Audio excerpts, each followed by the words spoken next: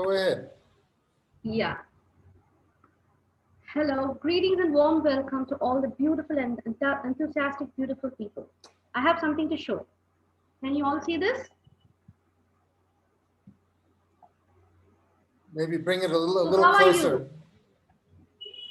Bring it a How are little. you? Oh, okay, good. How are you?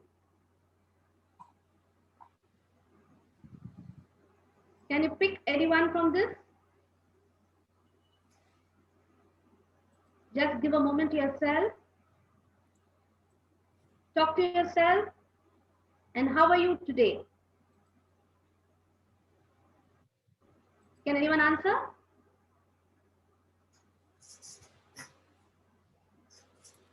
We we're not going to really let them answer, but go ahead.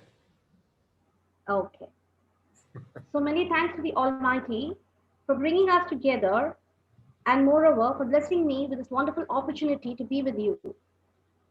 Myself came Ashudamurthy from Chennai Storytelling Network, right now a freelancer under the banner Meticulous Master, which I'm working on. I pray that soon I have my own center. Today I focus on emotional intelligence. So we would have all heard what emotional intelligence is. Can anyone give me an idea what you have about emotional intelligence before I give a start? I take 2 minutes. This is Shripriya. What Okay. according to you is emotional intelligence? Yes. It's excuse me. Yeah, Yes. emotional intelligence is a person's ability to recognize and manage their own emotions Right. as well as others, Yeah. and they should use it as a awareness to solve problems. Am I right? Right. How do you feel that it is very important for a child to be emotional intelligent? Because she should understand her feeling and others' feeling also. I think one's own Do feeling you and feel? using that knowledge to make good decisions. And for a Yeah. child at an early age, since she's in developing stage, it's very, very important. It's linked to eye achievement. Do you have any idea how this sentence, the word was coined? Emotional intelligence. Do anyone have an idea how it was coined? How the word emotional intelligence came into existence? Actually, it's a word that's already there, but emotional intelligence, how did it gain popularity? Have any idea about that? I think it was coined by Daniel Goleman. He was the Right, pioneer of this work. right. Yes. How do you think we can help the kid? Is it something which can be learned? Is it a skill, or how do you feel about that? It's definitely trainable. We just need to focus on it. I think we have some inherent part of emotional intelligence, anyways. It's just that the focus is not there in our, schools and in our day-to-day interactions. So I think certainly if we train children, they will be very because anyways, we feel the emotions. If we try to understand, so then it will help everybody to be more self-aware. Thank you very much. I would like to begin my workshop. I'm pleased and delighted to be here amongst you. And my focus today would be on the emotional intelligence, the role that it plays in our lives, and the extended role it would play in the lives of our children at school, at home, and the world outside. So, looking forward, what I look forward is to identify, embrace, and manage our own emotions so that we become a driving force and train the kids around us. It is the right time for me to add an anonymous note here. Being intelligent is great. Being intelligent is great. But knowing how to use that intelligence is even more greater. Do you agree with this? Hope everyone agrees with this point. So children today need the experience of feeling their emotions and practice tolerance to develop self-control and emotional intelligence. Today, all of us, most of us, be it parents, be it school, be it teachers, be it anyone who's involved, we always focus on our academic excellence. We fail to see what emotional intelligence can do. There is a statement recorded according to the research. It says the statement EQ is twice as strong a predictor of IQ for the latter success. Now, before I move forward, I would love to share a story in the words of Daniel Goleman. Professor Mayer and Professor Peter Salovey, they are the persons who have invented the whole field. Most of us have little knowledge about this. It happened one day that, Daniel Goleman explains, it happened one day that these two professors, renowned professors, were painting a house on a very hot summer day. They were discussing about their research on cognition and emotions. Suddenly, it came down to a politician. He felt, how could someone so very smart act so dumb? At this point of time, their conclusion was smart decisions requires more than the intellect as measured by the traditional IQ. Professor Goleman continues the story, and because of their conversation, they published an obscure journal. And the moment I saw the concept of emotional intelligence, all kinds of bells went off, and I decided I have to do something on this. And in 1995, he published his book, Emotional Intelligence, Why It Matters More Than IQ. So Professor Goleman was right. The world was ready to learn about this powerful concept. Emotional intelligence became a topic of vast growing and interest worldwide, and is concerned with ways which we perceive, identify, understand, and manage emotions. So before I go forward, I would love to share a small story with you. This is about a lion and the sheep. And once I finish with this story, I would like all of us to reflect on the story for 5 minutes, and then we will go into the discussion. It was like that, it goes like that. There was a lion who on his last leg and was about to give birth to a kid. And once the child was born, the cub was born, the lioness died. The child, this cub, was really very worried. Hope you all hear me. Hope I'm not fast. Hello. Yes, we hear you, ma'am. No, you're not fast. You're Okay. perfect. Can I move forward? Yes, please. Yeah. So it was, the cub was quite confused. It didn't know where to go. It was silent. It was crying because it lost its mother at birth and there was no one around him to help. It was the feeling we cannot express because from far away, a mother sheep was watching the cub very closely. So it slowly approached to the cub and gave him warmth and said, "Come to me, I will take care of you.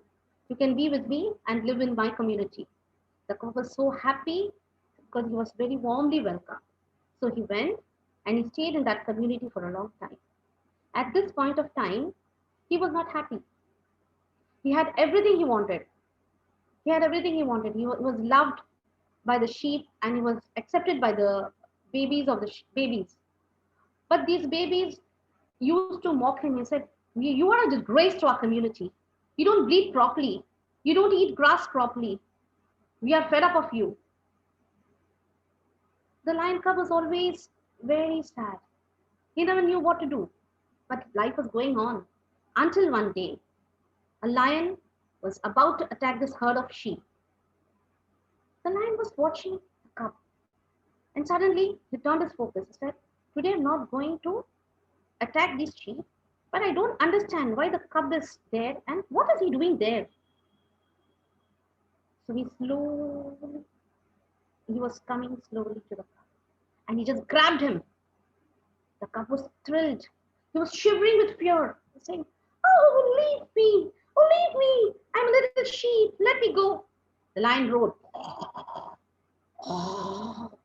"Oh, you little fellow, you are not the sheep. You are the cub. You belong to our community. Please come back to us. What are you doing here?" The cub was thrilled. He was trembling with fear. He didn't know what to do. He was just out of mind. He didn't know what to do. He was waiting. He didn't know. He reflected on himself. How could you tell me that I belong to your community. I was born and brought up here. She's my mother, and they are my siblings. No, I don't belong to your community. Please let me go. Please let me go. Let me live. The lion growled and growled and growled and tried all possible ways to make him understand that he was not a sheep. He was a lion. He was a cub. He has to grow up to be a lion. But the cub was not ready. He was not at all ready to listen. He was just trembling with fear, not knowing what to do. The lion grabbed him, pulled him, and he took him near to a river. And he said, look, how do you look? Look at yourself and look at me. We both are the same. You belong to our family. You don't belong to the sheep family. When the lion saw his reflection, he was spellbound. He couldn't speak. Everything was quiet and calm. Everything, the world stopped for him. And he was just looking. And suddenly, the voice inside him gave a big he roared. He roared and roared and roared. And once the roaring started, all the sheep that were behind him, on the broad daylight, they went and hid in the bushes. Now he realized, he understood that he's not a sheep, but he's a cub. And he was feeling very happy. The inner self, he was very happy now. He knew who he was. He knew what he was. And he knew what his strength was. Now he was not ashamed of himself. He was very happy. Now, please take your time, reflect on yourself, and just think, have you ever had such an opportunity where the reflection of yourself had been to you? And please share with me. I give you 5 minutes.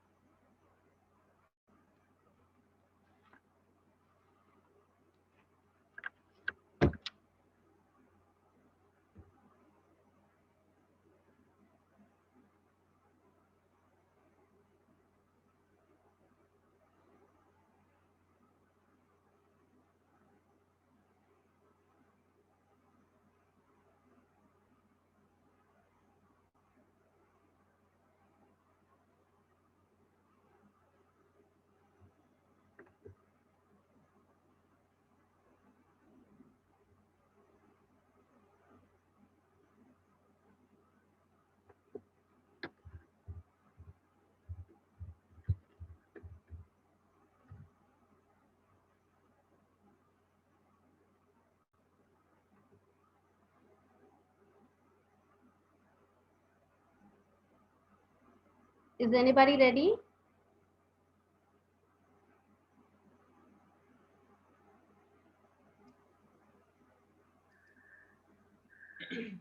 Mashuta, Yeah? is Renu here?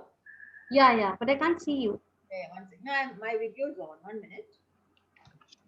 Is my voice clear now? Yeah. You see me? No, I can't see you. Have my video on, Masuda. Okay. Okay. Your name there? Yeah, sorry. Pardon me, your name? Renu. Renu Narayan. Yes. We were together in the Chennai Storytellers event. Yeah, I understood, but I can't see you here. You just have to move then. You move to gallery view. Yeah, I'm doing.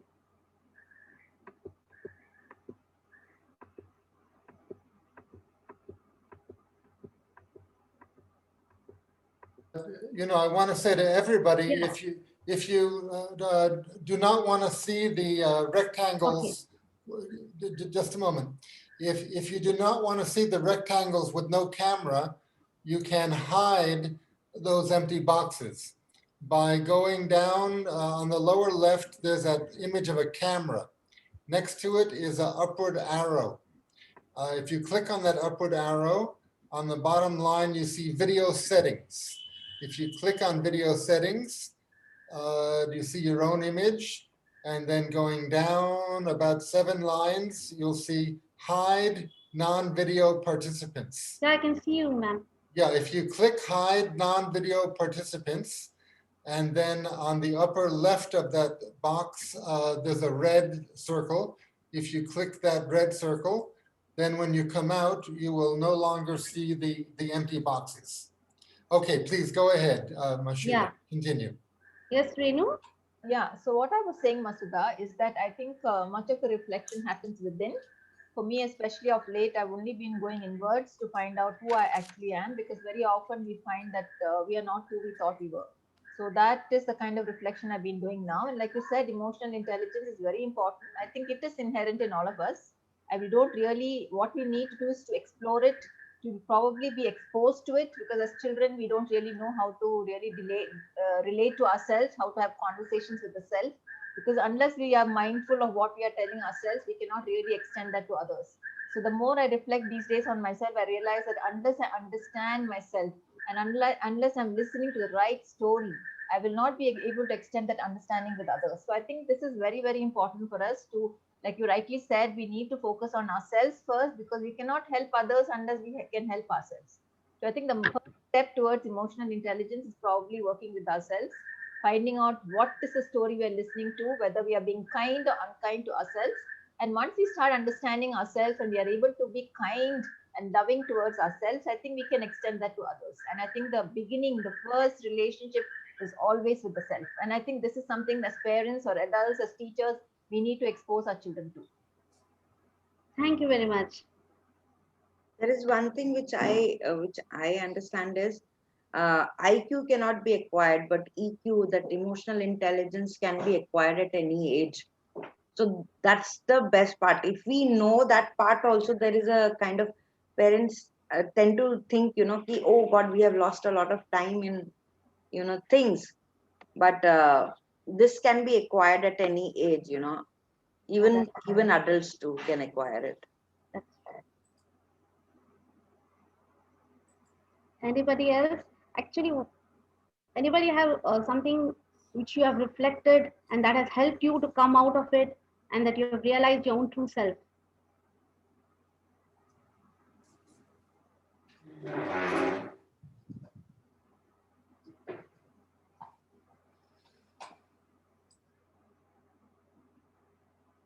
I think, Mashuda, as adults, we're all on our own journeys. It will take some time to reflect and who we really are. There are so many layers that we put on us over the years that it's very difficult to keep peeling off layer by layer and understand who we really are. All of us are on a journey, maybe in perhaps on different levels, different phases. It's very difficult to come out and say, okay, this is a story that has helped me reflect on myself. It will take some time to really sink in. Okay. Can we That's a very scriptural message. This is actually in Hinduism, it is a story that comes in the Upanishads. And once a person realizes oneself, then that is the end of his life. He is one with the Almighty. So this is a very good message for adults. But how do we project it to children? Yeah, that is what I would like. Yeah, right. So why I selected the story is, there are numerous possible meanings here. Everyone has a different perspective. I was deeply moved by this story because the line in the story is the metaphor for self-awareness. Okay? And the reflection that the cub has seen is the self-reflection. Oh, do one thing for me. Take the snacks and all and keep them. Parimi, I can't hear you. I think someone by accident has unmuted themselves, Mashuda. They're not communicating with you. Okay. So the story has deeply inspired me, and to go further why I use this, the lion is the metaphor for me for the self-awareness. And the reflection that the cub has seen, that is self-reflection. And once when we are aware, only then we know our strengths. The lion in the story is not an external entity, but it is the internal entity. The lion is our true self and our awareness. We should allow our awareness to shine light in all our beliefs so that we truly know who we are. So I go further. Let me talk about emotional intelligence. Emotional intelligence has 5 components. There are 5 components for emotional. Can you see this? According to Goleman, emotional intelligence has 5 components. The first one is self-awareness, about which we spoke now with the help of the story, lion and the sheep. Once we get this self-awareness, we move on to self-regulation. Self-regulation is the second step, where we regulate our emotions. Once when we are aware of ourselves, we try to regulate our emotions. Then it is the motivation. What is motivation here? Motivation is doing something which we want to do, which doesn't come out of fame, which doesn't come out of money or something like that, something which is hidden in us. We get motivated to do that. And then empathy. And then finally, the social skills. These are the 5 components according to Daniel Goleman, which are very essential.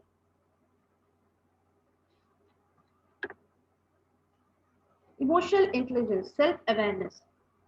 This is the ability to recognize and understand our own emotions. Also, they bring aware of our actions, moods, and emotions of others. Then comes the self-regulation. It's all about expressing your emotions appropriately. And then it is the motivation. It is the process that initiates, guides, and maintains goal-oriented behavior. Then it is the empathy. That is the ability to understand and to share the feelings of another. Empathy is equal to feelings with emotions. And then comes the social skills. Now, as I move on, I would like to put on a question to you.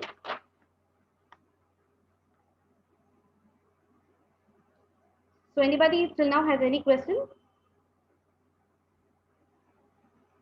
Anybody wants to ask me? Shall I move forward? Yes. Anybody? Shall I move forward? Yes, please.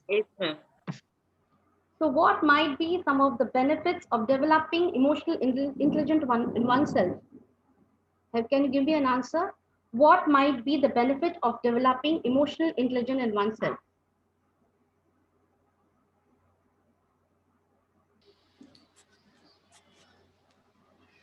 Can anyone come up with an answer? Hello. First of all, excuse me. Yes. Yes. Janaki here. Yes. First of all, it will help us to be a balanced person. Yeah. And how do you feel that emotional intelligence will benefit us? The higher EQ. Can I speak, Masuda? Yeah, please. I'm Vandana here. Yeah. What I want to say is, see, it actually it makes you more enriched with empathy. I think that is something which is very important. If I don't get into your shoes and understand you, first is, of course, what you're saying is understand your own self. That you can only progress as long as you understand the person whom you're talking to. Right. I think so.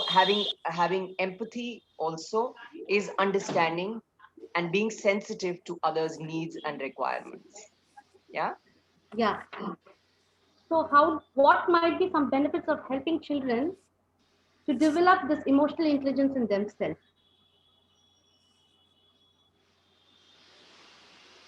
I think it makes anybody, be it children or adults, you develop a self-efficacy and you're able to function optimally in your surroundings. So for children, that would mean that, they excel in whatever, if they study better, they move better, they are better children. They have better relationship with their teachers, better relationship with their friends, with their parents. I would over here, I would like to tell you about a case study wherein we will talk about anger management and how anger managing and how an emotionally intelligent child can manage with the anger. I would read out this case to you. It happened one day in a school. It was a school scenario where kids were playing on the mud, sand play. So you understand, it's a sand play time. It's a play time where the children were playing on a sand pit, and the teacher was available, and the parent was also available by chance over there. The kids were playing. As they were playing, they started on a small fight. It was a small fight with a small truck, with an yellow truck. One of the child said, "This is my. I saw the truck first, so I need it." But the other child said, "No, no, I have taken it, so it is mine." And the small talk turned into a big fight, and the verbal thing started into a small fight. They were about to fight with each other. At this point of the time, the teacher intervened, and the teacher took the child out, both of them out, and they said, "Why are you making a thing? Why you? I'm sorry. Why are you fighting with each other? Why don't you solve it? Let me help you." So the teacher pacified them, and they made a sit, gave them some water, and they asked, "How can I help you? How can we solve this problem?" Instead of telling, "Don't do this, don't do that," the teacher was very smart. She said, "How can I help it? How can it go on? Can you two talk it out?" So the teacher stood aside, and the two kids were talking to each other. It was noticed. The two kids. The first kid said, "See, I saw it first, so please give it to me.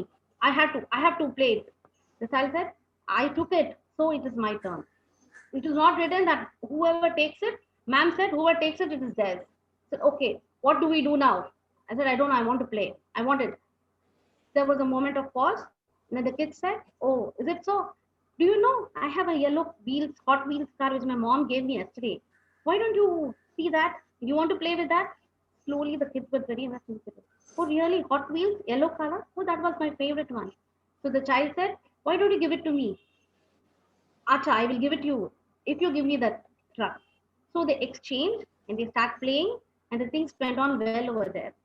And the parent was watching this and was very happy how the teacher handled it. So what I have to say here is, if the adult who is handling the children is emotionally intelligent, they can end up things in a very smooth way. They have to allow the child to understand that fight, anger, frustration is not the answer to all or a solution to everything. They have to sort it out. So interaction and allowing them to take a decision made the child feel that he could do better. So this point I would like to bring here. So when the child gets frustrated, do you know what the child does when it gets frustrated? It throws tantrums. It shouts, it throws things away. It says, "No, I'm not going to do this." And at that point of time, as adults, what we do? We shout at them, said, "No, this is not an acceptable behavior. Go sit there. You are not going to get this."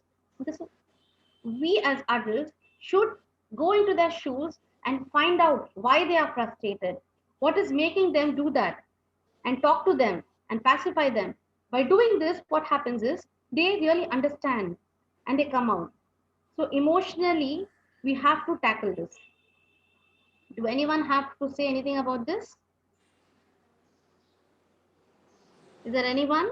Yes, Masuda, what I feel here is that when the children see an adult handling a situation like this, they have probably already taken it in psychologically. So probably as they're growing up, they'll also learn to handle similar situations in a similar manner.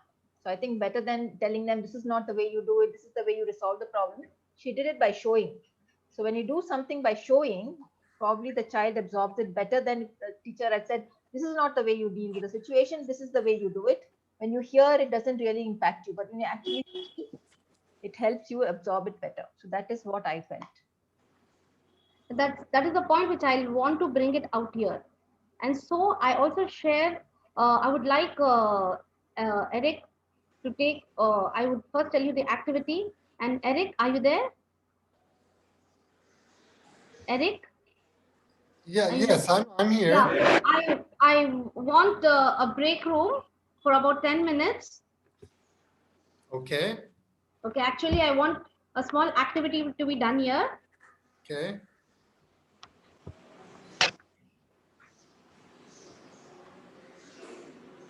The activity What is, is the activity in the rooms? the activity is, uh, it is like you can discuss with each other and come up to a point, or it can be a personal activity. It is imagining ourselves as a 4-year to 10-year child. Think about a favorite cartoon, a film, or a real character, and then what the character is thinking of. Just imagine the character is in a very unpleasant situation and how he came out of that unpleasant situation. And just think, if you were in the case of that character, what would you have done to come out of that?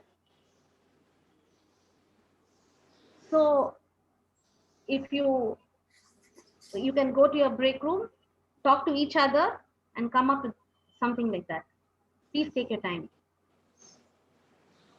Okay, are people clear on what is going to happen in the breakout rooms? Renu, are you clear about it? Not really, Eric, because I think what we are supposed to do is to take a character out of a film, some film that we liked, and maybe where the antagonist or the protagonist are facing and having a problem, and how we feel. Shall I give you an example? Yes, please. Yeah. I have a case study. Can I tell you an example? I have worked this out with my kids.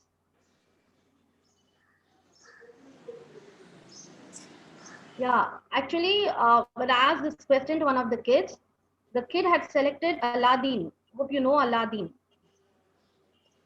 He had selected Aladdin, and the unpleasant situation that Aladdin was caught was when he lost his lamp. And when I asked him, what did Aladdin do? He told me Aladdin should have not done this. He would have spoke to Abu. He would have approached his parent. If he had approached his parent would have helped him, his mother, because his mother was the one who gave away the lamp to the person who had come, and it was he sold the old lamp. So she said he would have directly approached and asked the mother. So he gave something like that. He gave the answer. And when I asked him, what would you have done? So she came out with an answer. The child came out with an answer, and he told me each child came with a different answer, and they were able to solve the problem very beautifully. So something like that.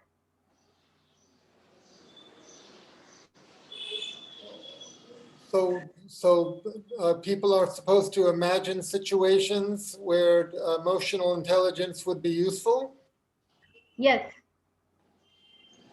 where either the children had it or they didn't have it. But if they didn't have it, somehow we have to give them training. Yeah, that's it. Yeah. Okay, so that's what's to discuss. Situations where children either have or do not have emotional intelligence, and how did you handle it?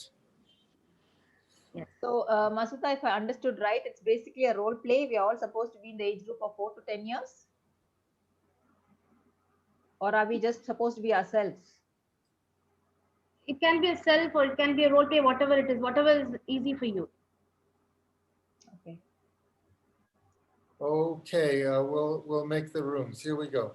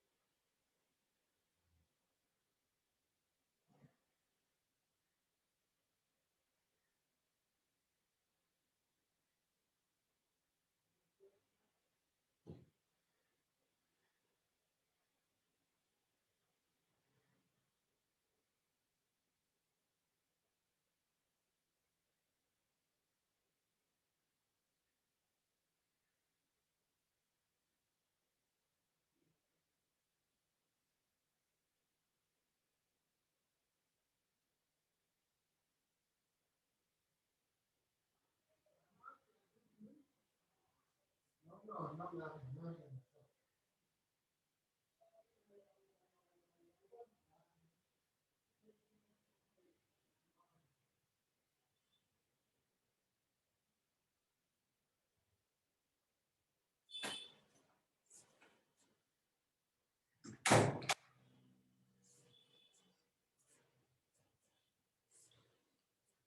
Oh no.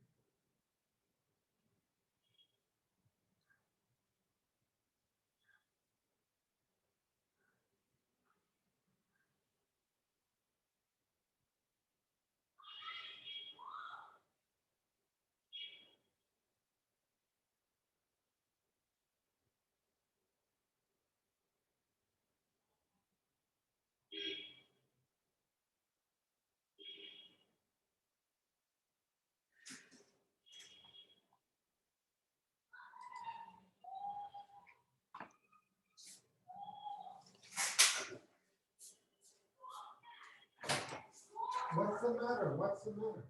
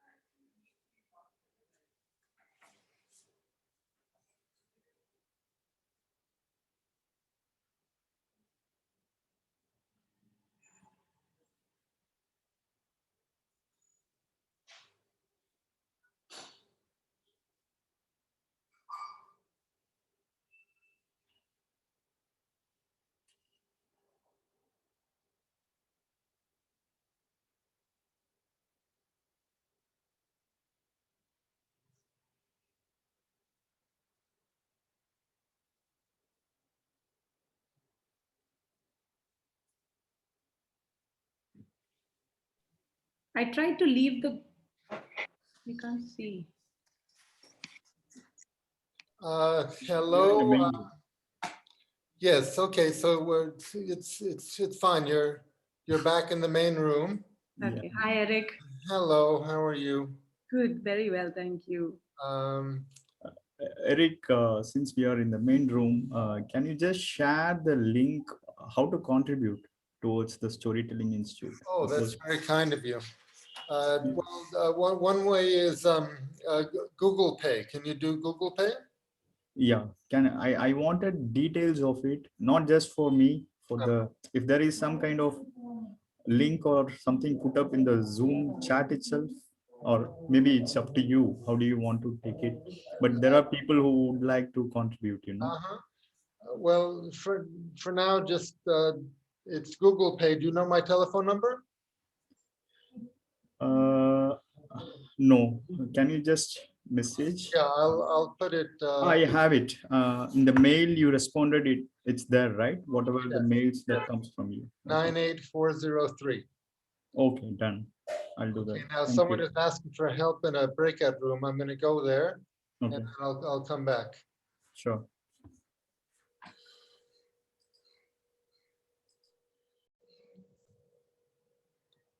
Hello.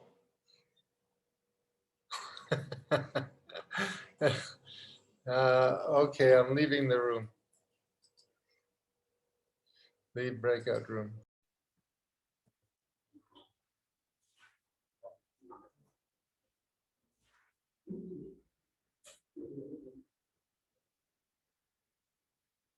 Just stand by, everybody. The breakout rooms will finish in a few minutes, and then everybody will come back here. Here I am. Yeah, they'll finish and we'll come back here.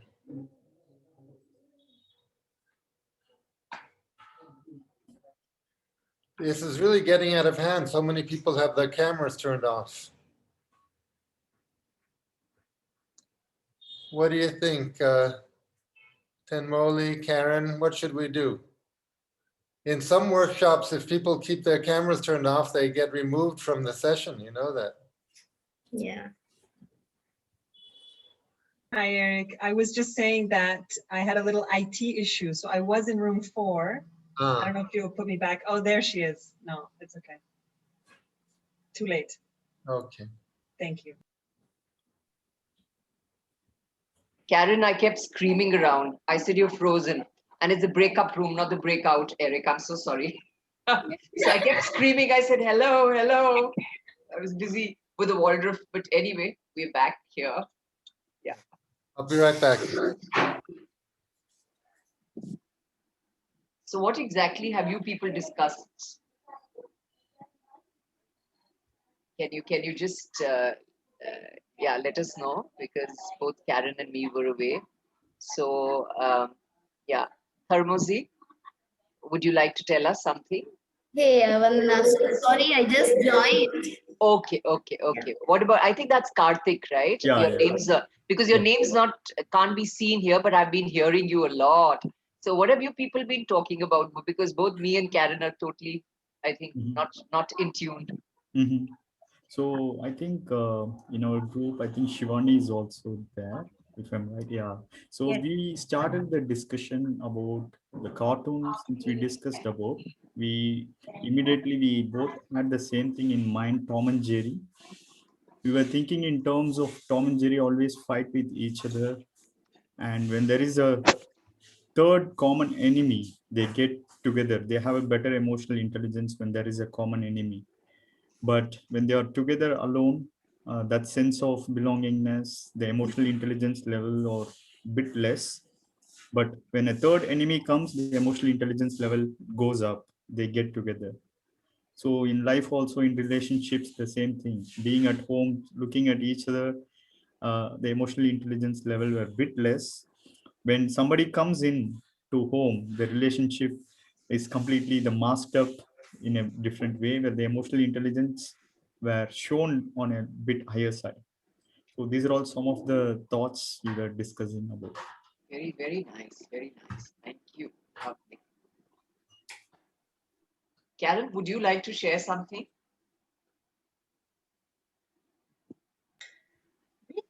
I wasn't in the breakout room. I don't really know what happened. No, I had to restart my computer. Okay. Would you like to share some cartoon figure or cartoon or probably a comic figures? Archie comics, maybe, Veronica. Those are the comics that I really could relate to. Anything that you have, because I'm quite blank. I'm just lovely listening. Sorry. Yeah. I had the image of Popeye, you know, Popeye. Yeah, Popeye. Yeah. But I don't know, like all his conflicts were resolved with muscle and brute force. So I don't know where to go from there. I don't know how to make him more empathetic. I mean, the good thing was he would give children the message that eating spinach makes you strong. So. Oh yeah. Okay, we're all back. Maybe we want to hear a little bit about what people were talking about, but Mashuda, there's about 45 minutes left. I'm hoping there could be a little bit of discussion of or workshop about how to help children increase their emotional intelligence. That's the question. How can it be done? Can you help us experience that in any way? You've got to turn your mic on. Okay. Okay, wait, I'm gonna mute everybody except Mashuda. Just a moment. Mute all. Yes.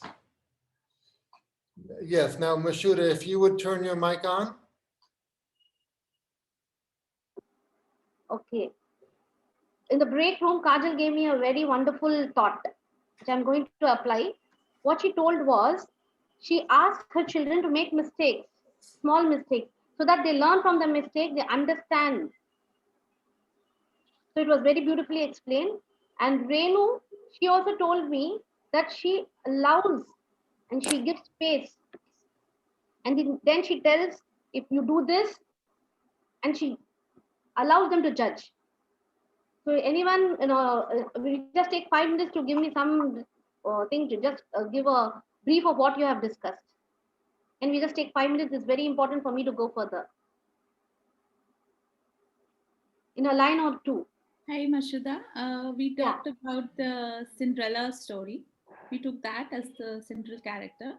And what we discussed was that, all the various negative emotions, or like she was undergoing trauma and abuse. So she was very lonely. There was nobody in her family. It was the family itself who was victimizing. And she was very lonely. And she found solace. She was expressing her emotions by talking to, the animals and the birds. And that was her coping mechanism. She was dealing with her loneliness. And so there was some way where she was giving vent to her emotions in a healthy way. And the other thing was that she kept her dream alive. Like even though she was in a very dark place, but she still wanted to go to the ball. So she had her hope alive. She kept something alive in herself. And then, if you keep holding on, then some way or you find some way out.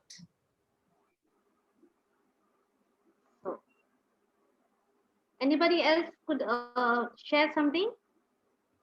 We talked about the need for emotional intelligence among Tom and Jerry. So we wanted Tom and Jerry to meditate for 15 minutes every day for improved emotional intelligence, which can be applied for children also.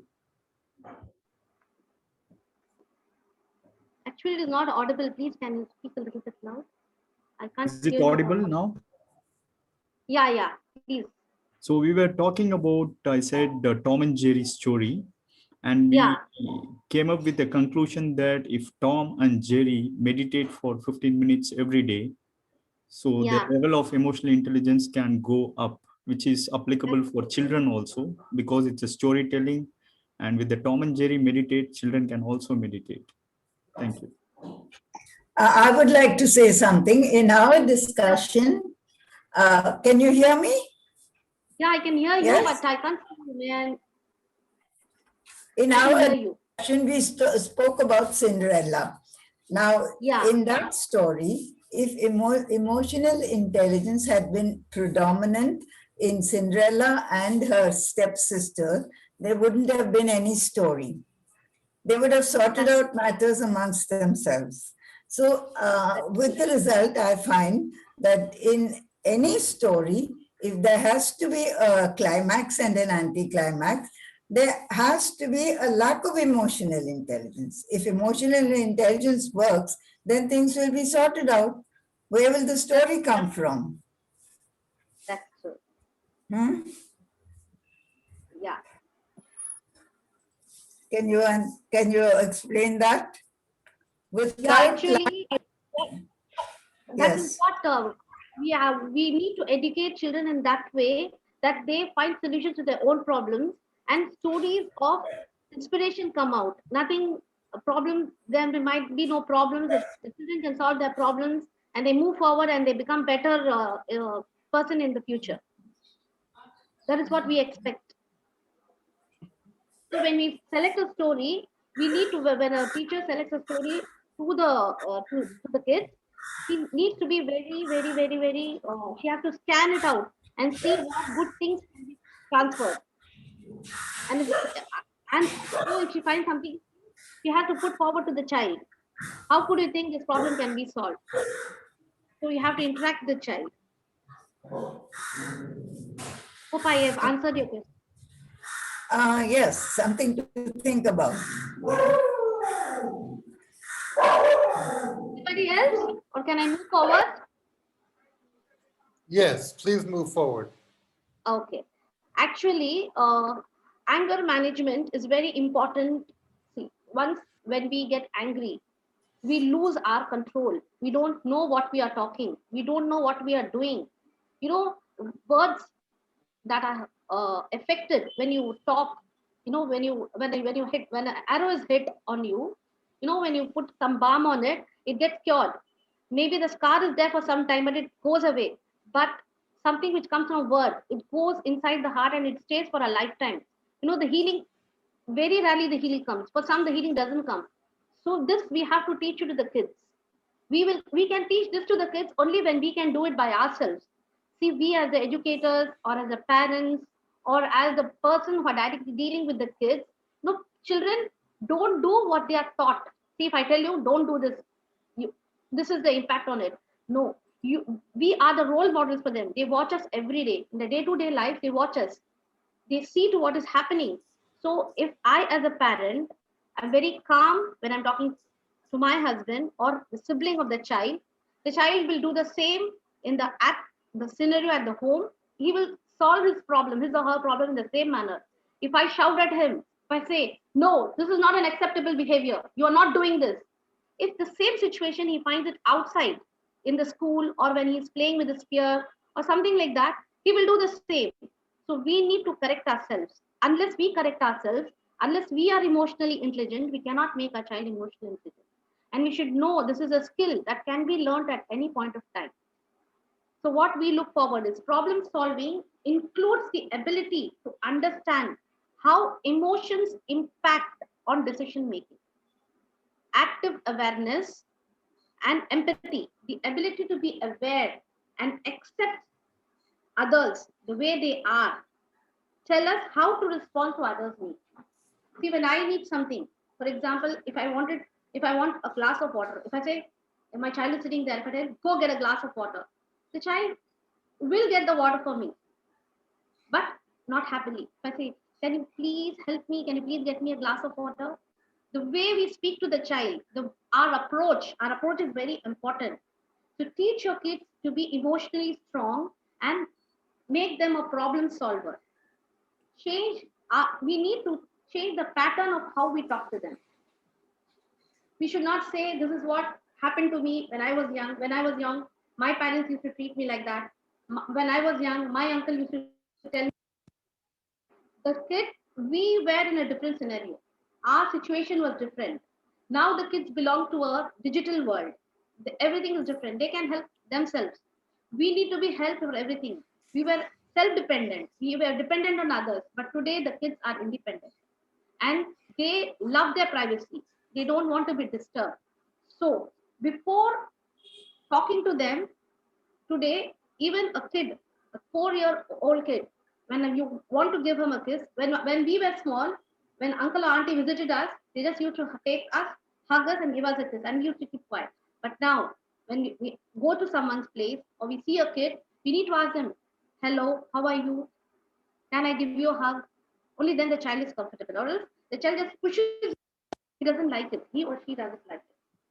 So teach your kids to be emotionally strong and problem solvers so they shine. Every day our kids face challenges like navigating sibling conflict. They have a tough math question, or when they go to school, someone or the other bullies them. They tease them. They don't come and share with us. Things come to our notice when things are beyond the level. So if we as parents, educators, or those who are dealing with the kids are very friendly to them, talk to them on a daily basis when they come back home, how was your day? We need to take time for that. Today we are very busy in our life. We rarely talk to them. We rarely take them for a walk. We just leave them with our caretakers or we leave them with our grandparents because the scenario is like that. We are busy. So before going to bed or any time or the school time or the recess time, whatever, if you're a teacher or anyone, you can just talk to them. Just ask them, how are you today? That matters them most. When they tell you, I'm fine, do you understand, are they speaking the truth? Kids say, I'm fine, just to finish it over there. So we need to sit with them, talk with them, and spend time with them. Try to help them with the homework or something when they have a negative peer pressure, sort it out. We need to solve their problems so that they learn how to solve their problems. So anybody wants to ask anything on this?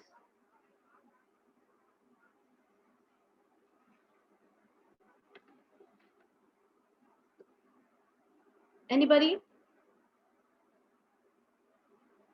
Shall I move?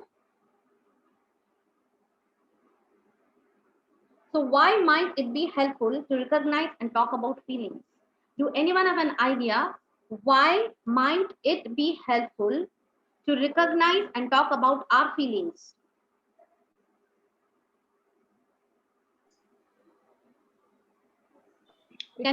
I think to recognize one's own feelings is, then you're not being judgmental, basically. Otherwise, you feel cornered.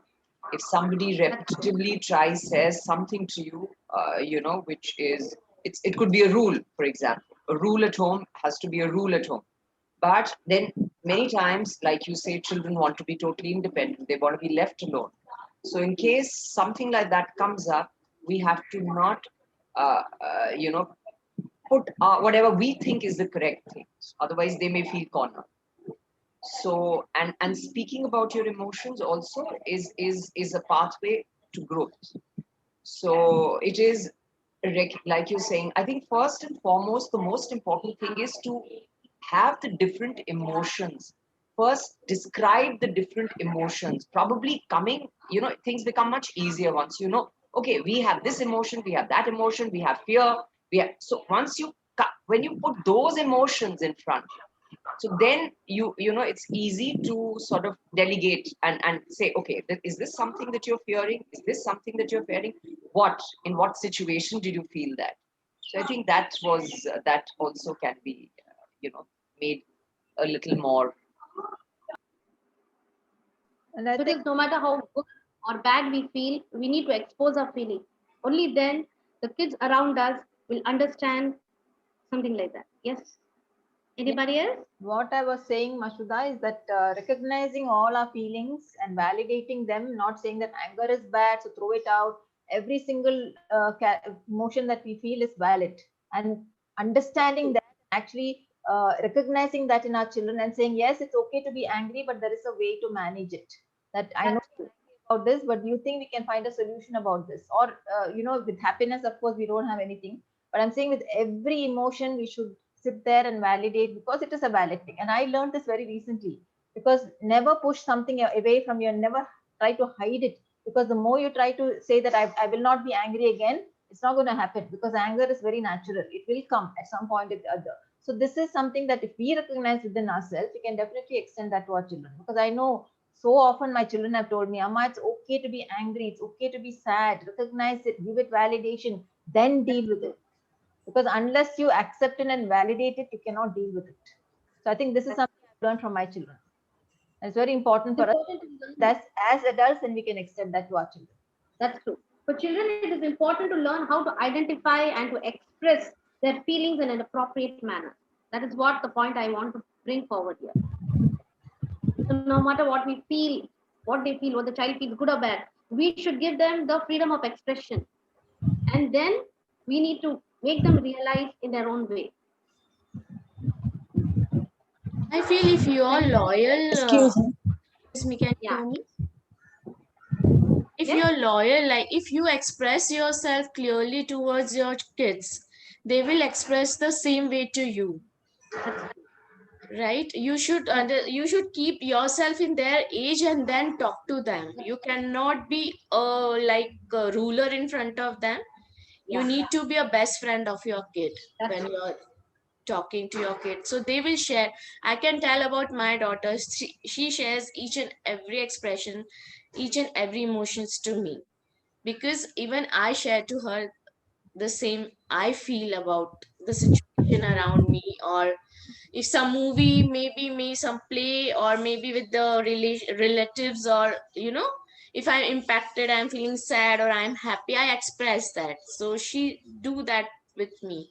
If she's fearful or she's happy or she's angry, she never shy like to tell me. I feel you should be a best friend of your kid. Can we discuss on another question?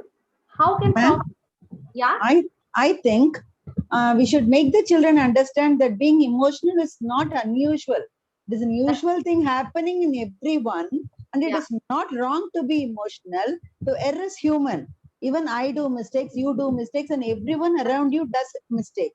That is not at all a problem. Only to overcome the problem, you need some maturity inside yourself to deal with the problem. You need your support, and we are there for you as a teacher, as a mother, as a friend, as an elder. I think it is more important to make them feel free. Whatever they think, they can share with us, so that they'll be free enough to share what they think, and we'll be able to help them. And but sometimes even children help us to come out of our emotions.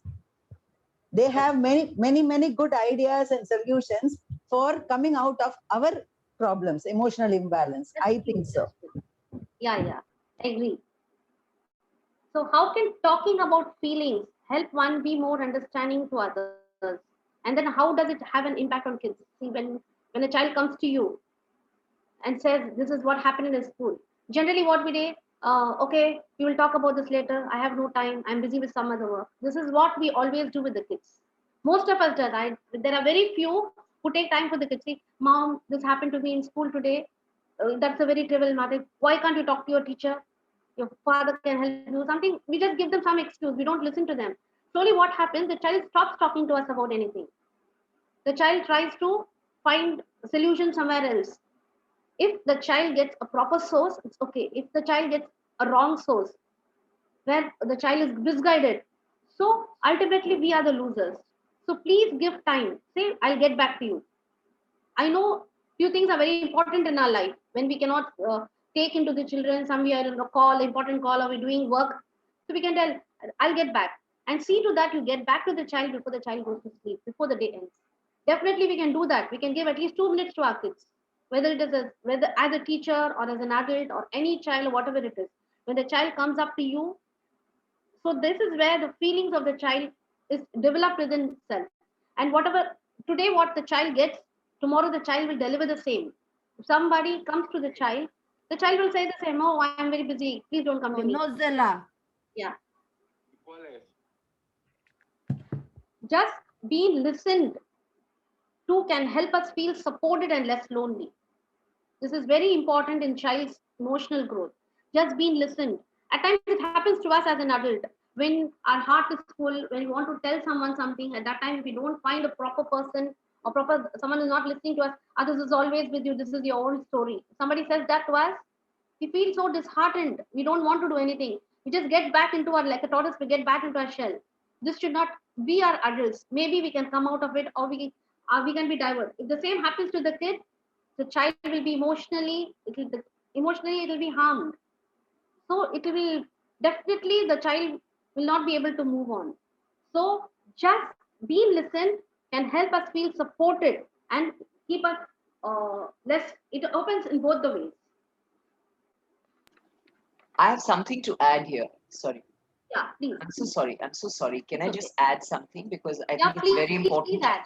You know, see, tackling and dealing with the students, one learns quite a lot.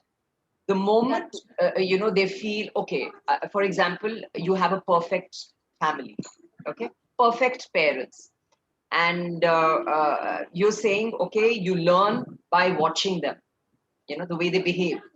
But no, here are students, here are children who are not happy with that either. So to tackle that situation, I think now I'm talking about students who are 16, 17-year-olds. Okay. So supposing some child wants to get into medicine and the parents are dissuading the child to get into medicine, dissuading, doesn't want the child doing medicine because there's so much of hard work in it. But the student wants to do it. So, you know, there are different scenarios we really can't paint like, and the parents are so open. I felt, imagine, look at these parents. They don't want the child to be under stress. They say, okay, the choice is yours. Pick and choose the subjects that you want, right? But still, there are different kind of experiences which children can go through, right?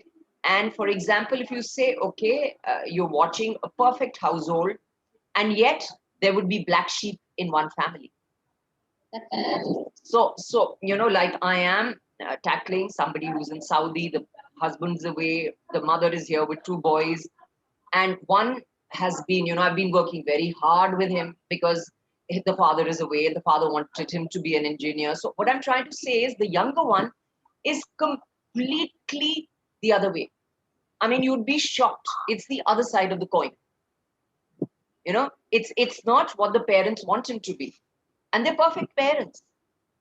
So I think each situation also needs to be looked into. We can't just paint everything with the same brush. Yeah, Masuda, thank you so much. Thank you. Now, what are feelings and why do we have Now, them? I like to share one small thing, ma'am. Yeah, please. Go ahead. Yeah, my name is Anita. Ma'am, being very caring, and what happened, the innocence of the child, the parents, they start asking the question, actually what the child itself was not aware about it, all that. They are doing over caring for the child. As you said, they don't spend time, they don't have time, so they don't ask what is happening daily. There are sets like those also, but there are another set of batch parents are very much caring, which they actually they don't know. The parents itself is start telling that this happened or that happened. Actually, the child is not aware about it at all. And once the innocence is gone from the child, it's gone. Especially if it's a female, if they ask what happened, why you're crying, actually they start exaggerating it, something. And I feel we should allow the child to come out by its own, rather than parents asking many questions. Actually, the child has no clue about all that. But since the parent is having his own imagination, they start putting too much of questions. Then the innocence goes off, and the child comes to know many things through the parents. This I feel this as a small suggestion from my side. Thank you. Thank you. So, what are feelings, and why does one have them? This is a question that we have to ask ourselves. You know, feelings are the mental associations and reactions to an emotion. They are colored by our own personal experience.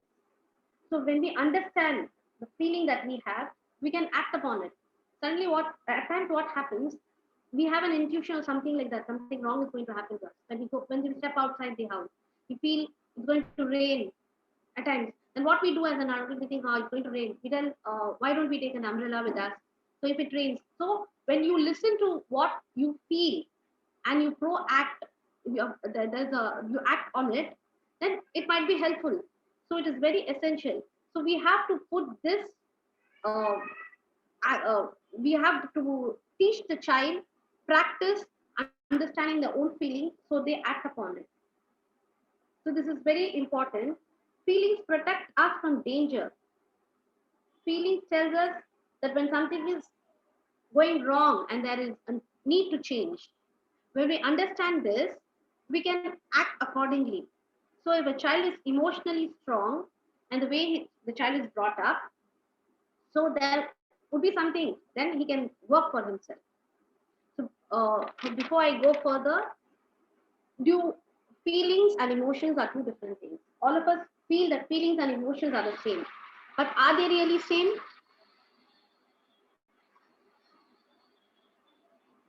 Is feeling different from emotion, or are they same? I think emotions are the outcomes of the feelings.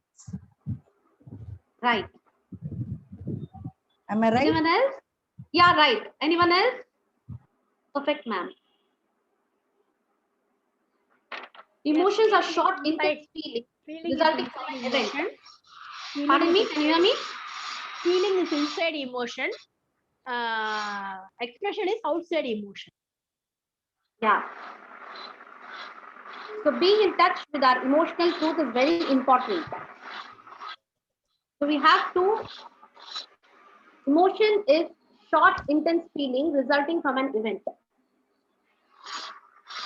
Can you hear me? Yes, ma'am. Can you see this card? Joy is an emotion, and happiness is the feeling that comes out of joy. So likewise, fear is an emotion. Terrified is the feeling. So I can give you a small incident on this to make you more for a better understanding. Ma'am, can you show the card properly, ma'am? Pardon me? Can you please show the card properly? Yeah. Just bring it near the camera. More closer, yes. Yes, ma'am.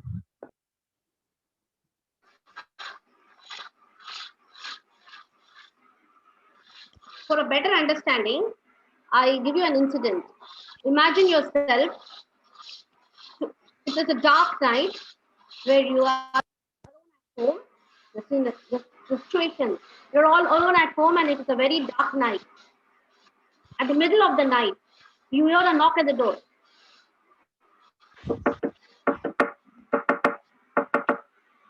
How do you feel at the time? You are awestruck, you're frightened, you feel that an imposter or someone out at the door. You are in an unknown place, you are out on a journey or something, or you're left alone. So you feel awestruck. And the next day morning, when you express this incident to someone, how do you express it? You say, I was frightened in the night. That is a feeling that comes out of the emotion fear. So feelings and emotions are different. Feeling is something that arises out from an emotion. So this is what, when we talk to the kid, we need to label the feelings so that the child understands and relates further. Anyone has to talk about this?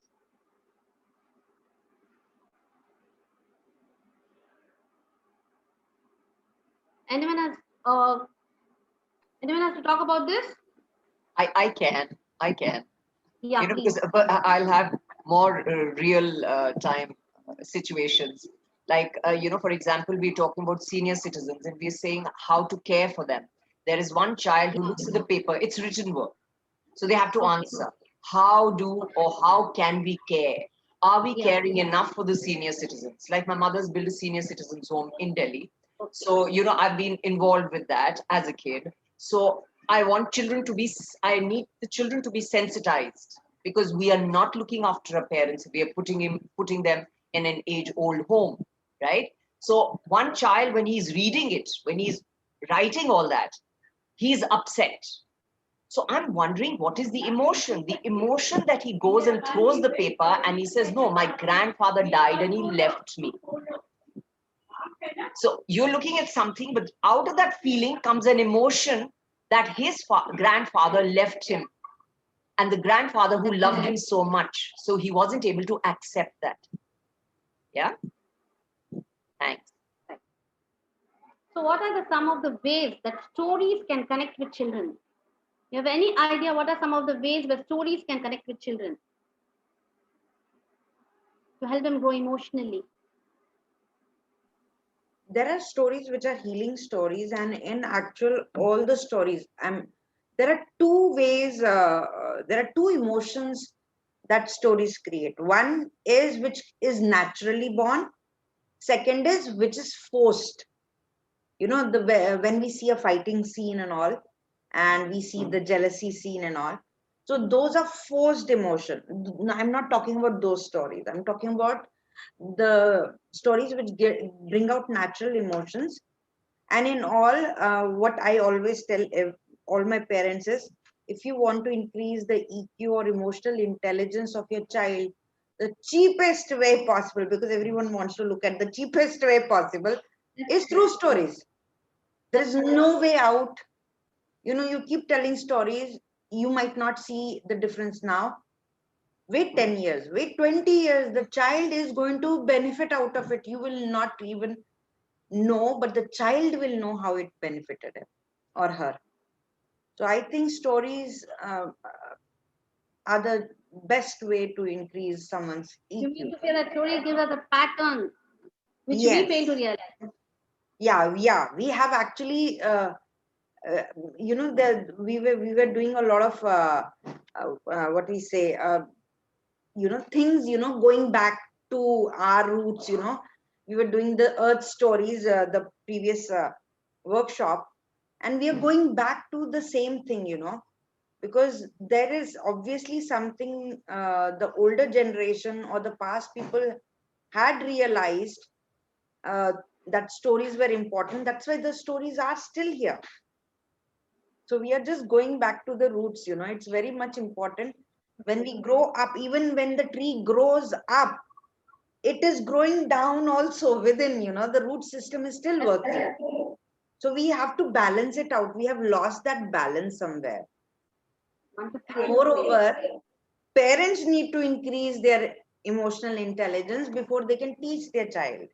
You know, that's the best part. It can be learned anytime.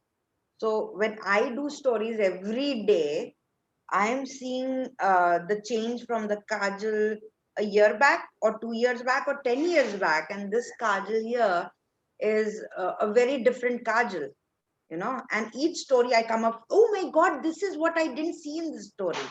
I at my age also feel that way. And I remember what stories my mother used to tell me. So I used to like, oh my God, it is making sense now. At 44 or 45, whatever age, you know, it's making sense now.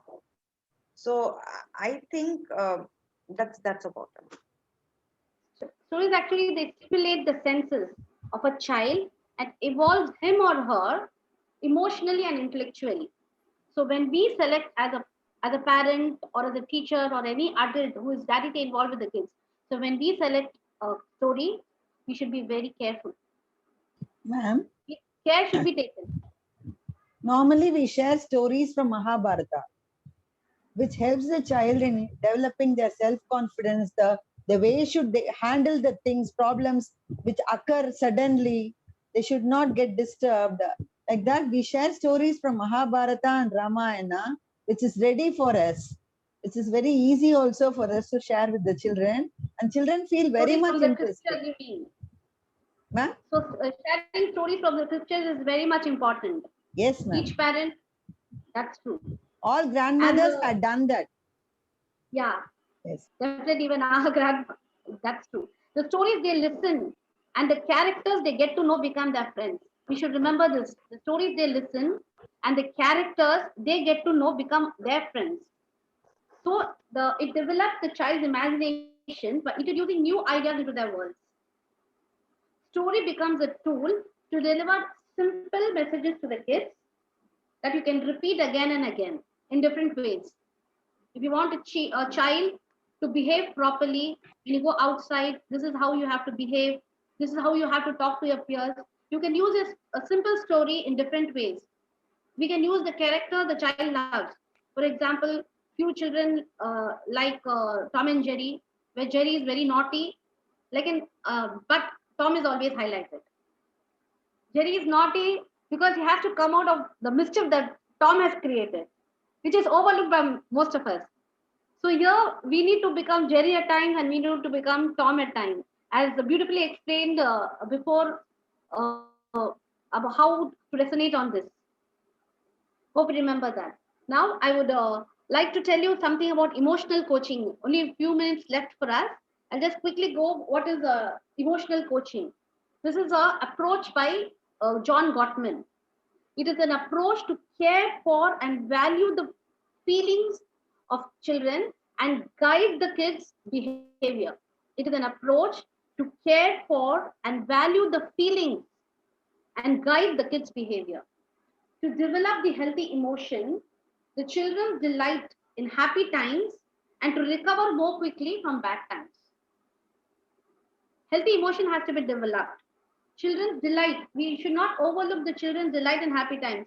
Sometimes for small trivial matters, the children shout in joy. They're very happy. And we see, and for us, it's nothing. But for them, it is the world of joy. And they recover, and when bad times come to them, they recover quickly. So their emotions are short-lived. What John Gottman has to say, be aware, he has taken into 5 steps. Being aware of your child's emotion, recognize the emotions as an opportunity to connect. First one is being aware of the child's emotion, recognize that emotion as an opportunity to connect, listen to them with empathy. The third point is we need to listen to them with empathy, then help your child to name the emotions, help the child to name the emotion, and finally set limits and find solutions. This is a research done by John Gottman. He has given 5 points. I repeat, be aware of your child's emotion, recognize that emotion as an opportunity to connect with them, listen with empathy. What do we mean by listen with empathy? We need to understand their feelings. We need to get into their shoes. When a child comes to you with their problems, we should not see our perspective. We should try a level to see the child's perspective. Why is the child doing so? Why the child is feeling it? Why? How can we help? So you should listen to the child with empathy. Then you should try to label the emotion. See, when something good happens to them, so you're feeling happy. Okay, you are feeling happy. Why are you feeling happy about this? You're feeling frustrated. What makes you angry? What makes you feel frustrated? Just teach him. Just ask him to just name it so that he becomes expressive. Then you set your limits and find solutions. Every time, everything is not acceptable. We need to accept what is acceptable. We need to draw a line. It's very important for us to draw a line. But when you draw that line, it should the intention of us should be the child needs to understand why he can't do this, why he can't do that. If he does this, if I am angry, if I shout at you, if I throw a stone on you, definitely the person in front of me is going to throw a stone on me. He's not going to keep quiet. So we should understand what the other feels, and we should always talk about peace and come to one solution. So we need to set limits when we find our solutions. So what might be some benefits of emotional intelligence, to develop emotional intelligence, and how can these 5 points of emotional coaching, these 5 points which I said, what will you do and what you can do to help your child? Just reflect upon it. As we don't have a time, can you give a word or two in the comment box? How can it help?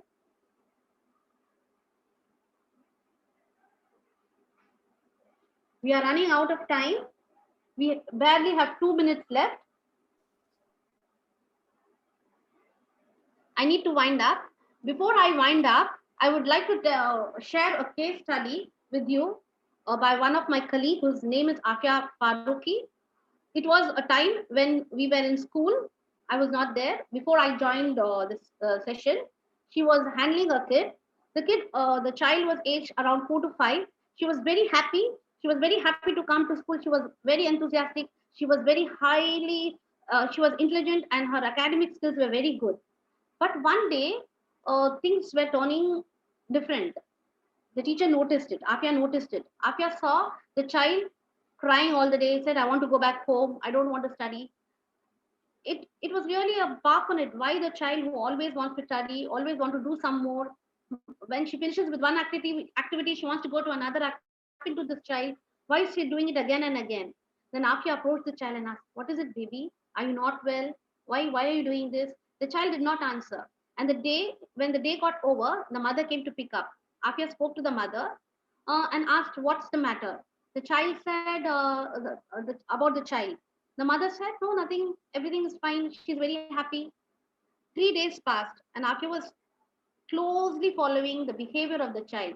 Day to day, the behavior was getting bad to worse. Afia couldn't understand. So she melted down. A point came where she came down and she called the child. She made the child sit. You're a very pretty child. You're a very good child. You have always been very good to me. You always study. Now you're not writing. You're not listening in the class. What's going on?